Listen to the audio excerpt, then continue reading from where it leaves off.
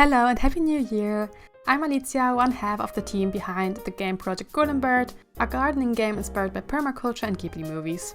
Today I wanted to take you with me through my design process of a captain and her crew for our game. If you want to help us out, please consider wishlisting our game on Steam, but without further ado, let's begin. Our game is quite character-driven. That's why in addition to gardening, we want to put a lot of effort into making sure our characters are likable and our storylines are engaging. We designed a cast of characters a year ago, and the first few friends the player was meant to meet were Helio, Brunja and Frida.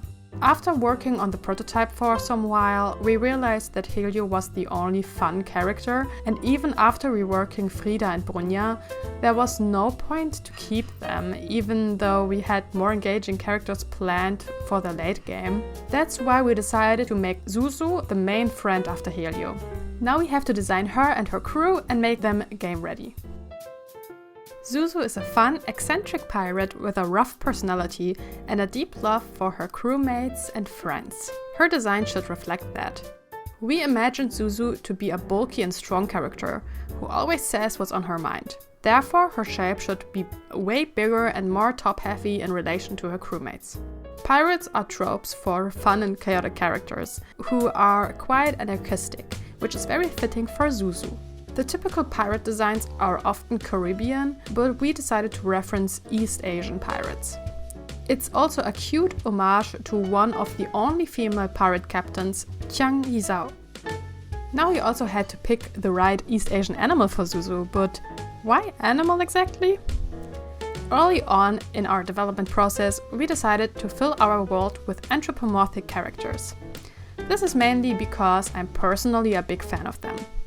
They are easy to understand, give many options in body shapes and colors, and are just extremely fun to design and draw.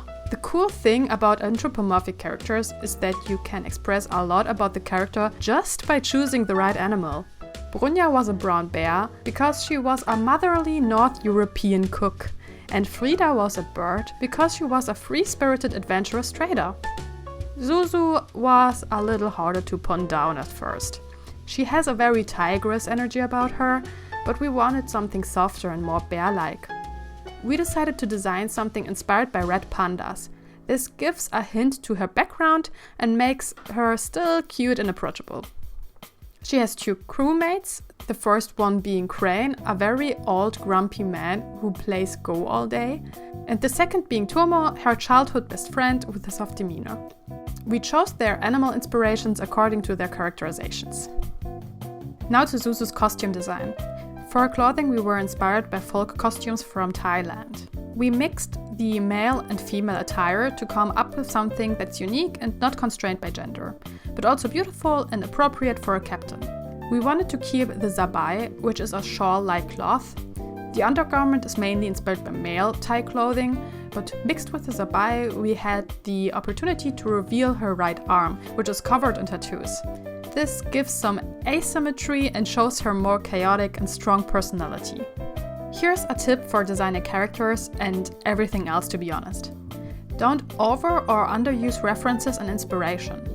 Even the experienced artists who seemingly come up with the coolest designs on a whim have probably seen and experienced a lot of things that they reference in their head. This is called a visual library. It's not shameful but necessary to have something you can reference, so you know how something looks, moves and functions.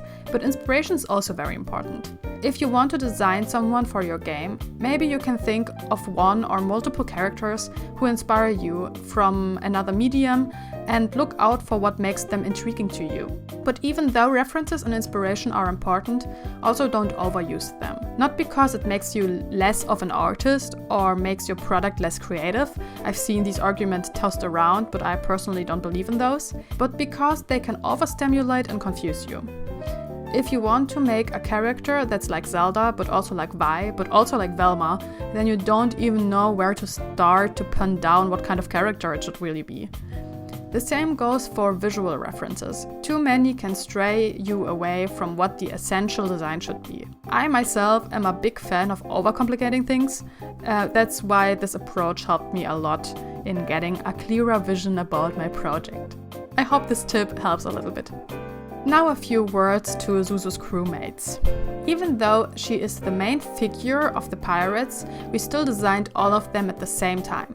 We wanted them to harmonize with each other and give more interest to the overall group dynamic, which was easier to achieve while tweaking everyone simultaneously. Susu and Tomo are childhood best friends, and while Tomo is chill and kind-hearted, Susu is fiery and brave. Susu is top-heavy and Tomo is bottom-heavy. Susu stands upright and Tomo is slouching over. These are all indicators to show their puzzle piece-like personalities. Crane's design, on the other hand, is supposed to mainly show his age and stuck-upness. He's a well-meaning older man whose main joy in life is to defeat everyone at Go. Tomo's and Crane's costumes are inspired by Japanese folk clothing, especially men's kimonos. While Tomo wears his quite informal, Crane never misses to wear his aori and hakama appropriately. Designing anything, but in this case characters, has a lot to do with trial and error. We had to kill our darlings multiple times because they weren't translating like we wanted them to, or they just were plain boring for the players. I personally think any design can be a good design in the right game, but you have to think about practicality and understandability too. I was still trying to improve my 2D animation skills, which is also something I had to learn from scratch. We didn't pick the easiest art style to animate. Our style brings up an expectation for movement that pixel art or more doodle-esque styles don't do, at least not in the same fluidity. I already tried to simplify the designs to make it more doable for me later on. I just wanted to say that at the end of the video to just maybe give you an idea of what some struggles with designs in a game development process could be. That being said, I'm so excited to improve on the characters and environments over time and to be able to learn so many new things during the development of GOLEMBERT. Thank you so much for watching. I hope we see us next time and have a nice day. Bye bye!